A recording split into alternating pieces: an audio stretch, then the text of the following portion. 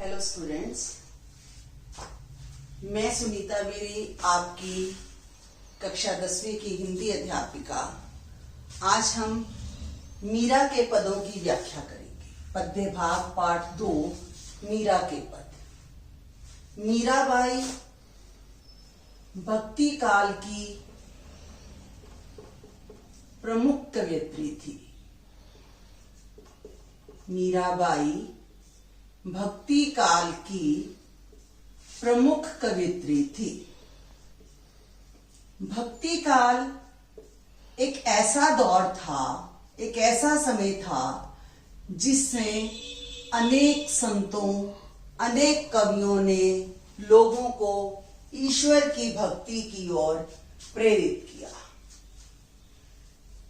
मीराबाई, कबीरदास, सूरदास, रसखान ऐसे अनेक कवि थे जिन्होंने अपनी रचनाओं द्वारा लोगों को भक्ति की ओर प्रेरित किया। कबीरदास, सूरदास,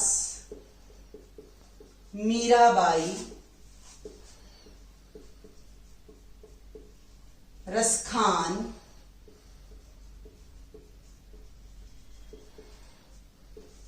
तुलसीदास, जायसी आदि अनेक कवि और संत हुए जिन्होंने भक्ति काल में लोगों को अपनी रचनाओं द्वारा, अपने उपदेशों द्वारा ईश्वर भक्ति की ओर प्रेरित किया। भक्ति काल में भक्ति की दो धाराएं थी। भक्ति को दो शाखाओं में बांटा गया था। एक थी निर्गुण भक्ति। नंबर 1 निर्गुण भक्ति। नंबर 2 सगुण भक्ति।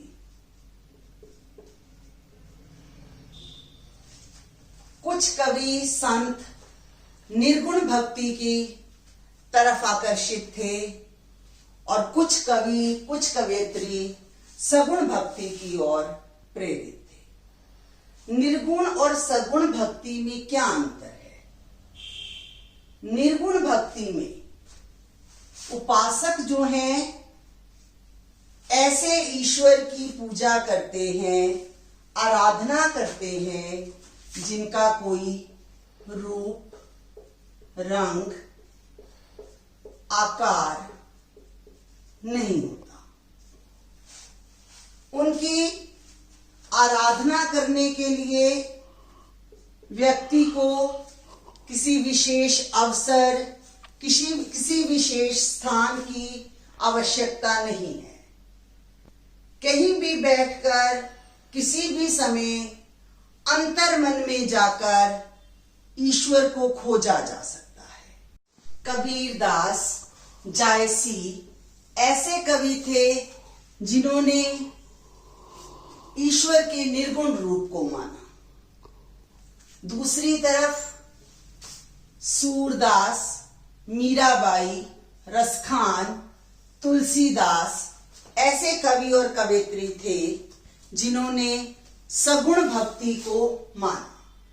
सगुण भक्ति में उपासक जो है ऐसे ईश्वर की आराधना करता है जिसका रूप, रंग, आकार निश्चित होता है। जैसे तुलसीदास जी ने श्री राम की आराधना की, रसखान ने श्री कृष्ण को माना, सूरदास, मीराबाई श्री कृष्ण के अनन्य उपासक थे, उपासिका थे। इन सभी ने अपने अपने आराध्य के प्रति अपना भाव प्रकट किया और उन्हें प्राप्त किया। निर्गुण भक्ति और सगुण भक्ति में कौन सी भक्ति श्रेष्ठ है, ये कहना बहुत ही मुश्किल है, क्योंकि भक्ति जो है भाव पर आधारित है। भक्ति भाव पर आधारित है। जिसके भाव उच्च होंगे, जिसके भाव बलवान होंगे, वह ईश्वर को प्राप्त कर लेगा। कोई तपस्या से ईश्वर को प्राप्त करता है, कोई हृदय में ईश्वर को ढूंढता है, और कोई ईश्वर के आगे नाचकर, गाकर, उनकी रचनाओं को पढ़कर, भजन कीर्तन करके उन्हें प्रसन्न करता है। भगत का भाव जो है सर्वोपरि है। मीराबाई सगुण भक्ति की उपासक थी। अब मीराबाई के पदों की व्याख्या करने से पहले मैं चाहूंगी कि आप थोड़ा सा मीराबाई के विषय में भी जान लें। मीराबाई का जन्म 1503 ईस्वी में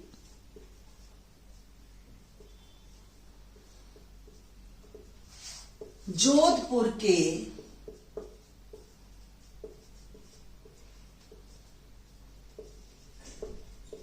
कुड़की गांव में माना जाता है।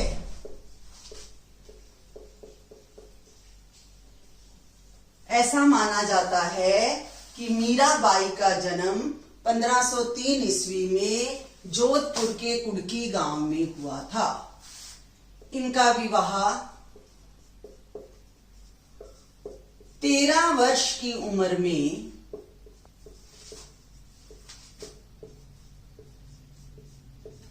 महाराणा सांगा के पुत्र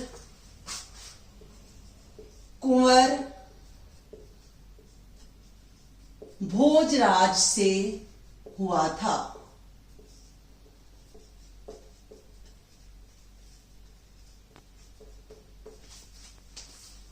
मीरा को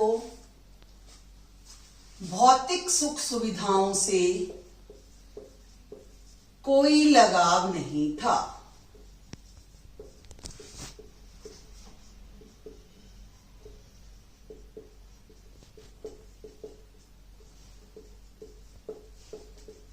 एक राज परिवार में शादी होने के बाद भी उन्होंने कभी सुख सुविधाओं का मोह नहीं रखा, क्योंकि उनके जीवन का उद्देश्य सुखों में खोकर जन्म मरण के चक्कर में पड़ना नहीं था। वे तो अपने जीवन को सफल बनाना चाहती थी। श्री कृष्ण की अनन्य भक्त थी। मीराबाई श्री कृष्ण की अनन्य भक्त थी। राजघराने में रहने के बाद भी उन्होंने साधु संतों के साथ बैठना,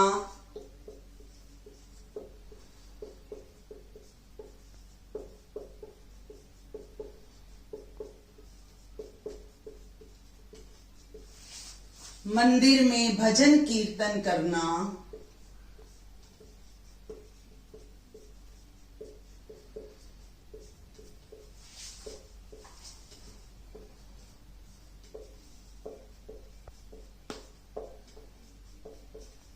नाचना,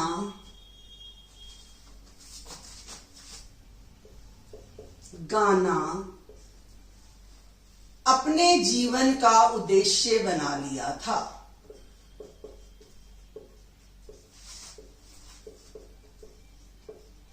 क्यों?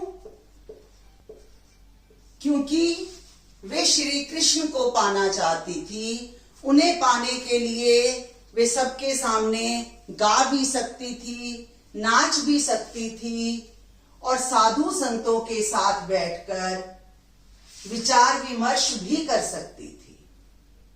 बहुत सी जानकारी प्राप्त भी कर सकती थी। राजघराने की बहू होने के कारण उनके ससुराल वालों को यह पसंद नहीं था। इसलिए उन्होंने मीरा को बहुत समझाया, अनेक प्रयास किए, यहां तक कि उन्हें जहर देकर मारने का भी प्रयत्न किया गया।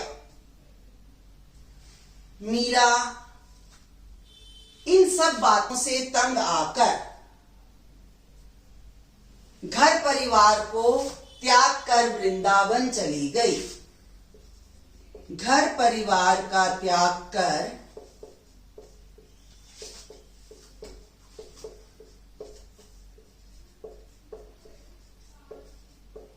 वृंदावन जाना, मीरा का घर परिवार त्याग कर वृंदावन जाना। जब उनके ससुराल वालों ने उन्हें बहुत परेशान करना शुरू कर दिया, तब वे घर परिवार त्याग कर वृंदावन चली गई और वहां जाकर कृष्ण की सेवा में, कृष्ण की भक्ति में खो गई। और अंत में उन्होंने अपने जीवन को सफल बना लिया, जीवन के लक्ष्य को प्राप्त कर लिया। कहा जाता है कि रणछोड़ मंदिर में मीरा एक दिन भक्ति करते करते श्री कृष्ण की मूर्ति में ही विलीन हो गई। मीरा का जीवन सार्थक हो गया। वह अपने श्री कृष्ण में समा गई और अपने जीवन के उद्देश्य को प्राप्त कर लिया। आशा करती हूं कि आपको मीराबाई के बारे में कुछ जानकारी अवश्य प्राप्त हो गई होगी। अब हम मीरा के पदों की व्याख्या करें। मीरा का पहला पद है, हरि आप हरो जनरी भीर, द्रौपदी री लाज राखी, आप बढ़ायो चीर, भगत कारण रूप नरहरि, धरियो आप शरीर, बूढ़ तो गजराज राख्यो, काटी कुंजर पीर, दासी मीरा लाल गिरधर, हरो मारी भीर। इस पद में मीरा ने अनेक भक्तों का उदाहरण देकर श्री कृष्ण से अपनी पीड़ा को दूर करने की प्रार्थना की है। मीरा ने राजस्थानी, ब्रज मिश्रित गुजराती भाषा का प्रयोग किया है। मीरा कहती हैं, हरि आप हरो जनरी भीर। हरि का अभिप्राय यहां उनसे श्री कृष्ण से है, भगवान कृष्ण से है। मीरा श्री कृष्ण को संबोधित करते हुए कहती हैं कि हे प्रभु, आप ही अपने भक्तों की, अब जन का मीनिंग होता है लोग, लेकिन यहां जो अभिप्राय है वो भक्तों से लिया गया है। मीरा कहती हैं कि हे प्रभु, आप ही अपने भक्तों की पीड़ा को दूर कीजिए। री मीन्स की, भीर मीन्स पीड़ा, दुख। मीरा कहती हैं, हे प्रभु, आप ही अपने भक्तों की पीड़ा को दूर कीजिए। इसके बाद उन्होंने लगातार 3 दृष्टांत दिए हैं, उदाहरण दिए हैं। फर्स्ट लाइन में, द्रौपदी री लाज राखी, आप बढ़ायो चीर। पहला उदाहरण द्रौपदी का दिया है। री लाज राखी, आप बढ़ायो चीर। लाज का मतलब होता है इज्जत, सम्मान। आप बढ़ायो चीर, बढ़ाना मीन्स बड़ा करना। चीर मीन्स वस्त्र। अब यहां वस्त्र का अभिप्राय द्रौपदी की साड़ी से है। जब पांडव कौरवों के साथ जुए में हार गए, तब उन्होंने अंत में द्रौपदी को भी दांव पर लगा दिया। और जब द्रौपदी को भी वे हार गए, तब दुर्योधन के कहने पर दुशासन ने द्रौपदी की साड़ी को भरी सभा में उतारना चाहा। दुशासन साड़ी खींचते खींचते थक गया, लेकिन साड़ी खत्म होने का नाम नहीं ले रही थी। क्यों? क्योंकि द्रौपदी ने उस समय श्री कृष्ण से अपनी इज्जत बचाने की प्रार्थना की थी, श्री कृष्ण को याद किया था। तो भगवान ने अपनी भक्त की इज्जत रखने के लिए, भगवान ने अपने भक्त की इज्जत रखने के लिए उसकी साड़ी को इतना बड़ा बना दिया कि खींचते खींचते दुशासन के हाथ थक गए, लेकिन साड़ी खत्म नहीं हुई। भगत कारण रूप नरहरि धर्यो आप शरीर। अब यहां भगवान ने अपने एक भक्त के कारण नरसिंह का अवतार धारण किया था। क्या आप जानते हैं कि वे भक्त कौन है? प्रहलाद। प्रहलाद के कारण, भक्त कौन था यहां पर? प्रहलाद। यहां प्रहलाद का उदाहरण दिया गया है। प्रहलाद के कारण भगवान ने नरसिंह का शरीर धारण किया था। क्यों? क्योंकि प्रहलाद के पिता हिरण्यकश्यप को यह वरदान मिला हुआ था कि वह ना तो किसी आदमी से मरेगा, ना किसी पशु से, ना किसी पक्षी से, ना दिन में मरेगा, ना रात में मरेगा, ना अंदर मरेगा, ना बाहर मरेगा, कोई उसे नहीं मार सकता। हर तरह से उसने वरदान लेकर अपने आप को सुरक्षित किया हुआ था। तो भगवान ने प्रहलाद की रक्षा करने के लिए एक ऐसा रूप धारण किया जिसमें आधा शरीर शेर का और आधा शरीर मानव का था। और समय ऐसा चुना, ना सुबह थी ना रात थी, सांझ के समय दरवाजे की चौखट पर बैठकर, ना अंदर ना बाहर, बिना किसी अस्त्र शस्त्र के अपने नाखूनों से उसका वध कर दिया। भगवान अपने भक्तों के कारण कुछ भी करने को तैयार रहते हैं। यहां मीरा ने यह स्पष्ट करने का प्रयास किया है। बूढ़ तो गजराज राखियो काटी कुंजर पीर। बूढ़तो का मतलब यहां पर है डूबते हुए। गजराज मीन्स, गज मीन्स हाथी, राज मीन्स राजा, हाथियों का राजा। ऐरावत, हाथियों का राजा कौन है? ऐरावत। अब भगवान ने ऐरावत की रक्षा के लिए, उसको जीवित रखने के लिए क्या किया था? मगरमच्छ के मुंह से उसे छुड़ाया था।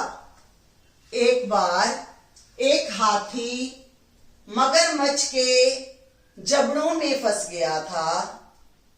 हजारों साल वह अपना बल लगाकर उससे छूटने का प्रयास कर रहा था, किंतु उसकी पकड़ से नहीं निकल पाया।